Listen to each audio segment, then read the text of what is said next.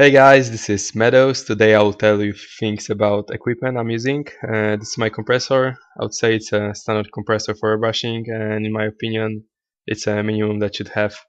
It's an air tank, so it doesn't have to run all the time, and it doesn't overheat too fast.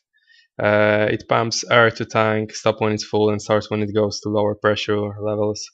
Air tank also helps keeping pressure at a constant level.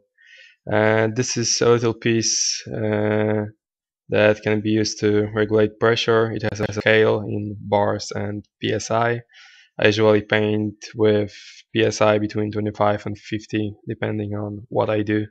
It also works as the humidifier. It catches humidity from air and stores it in this little tank. Every couple of weeks I just press the button on the bottom and it releases water from the inside. If you don't have the humidifier, your airbrush can spit water that accumulates earlier in hose. This is my airbrush. It is one of the simplest and cheapest airbrushes there is. It doesn't have any brand or name and it's just awesome. It comes in those little plastic boxes in blue foam.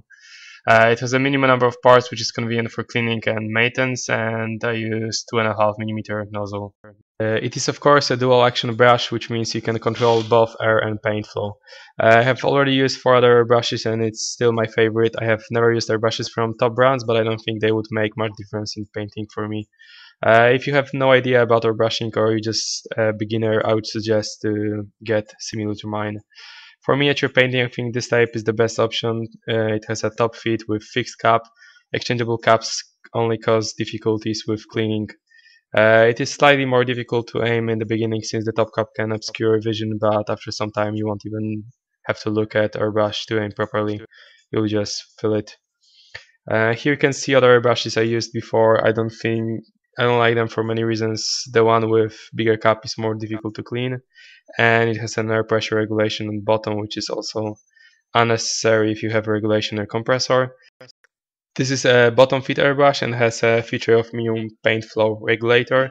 Again, useless in my opinion in the long run. Third one has exchangeable cap, which also makes it more difficult to clean and maintain, as well as bottom pressure control, which is worse than regulate on a compressor. It doesn't have a scale.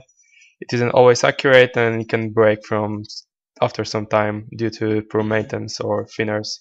The less parts, the harder to break and airbrush, and it's easier to maintain.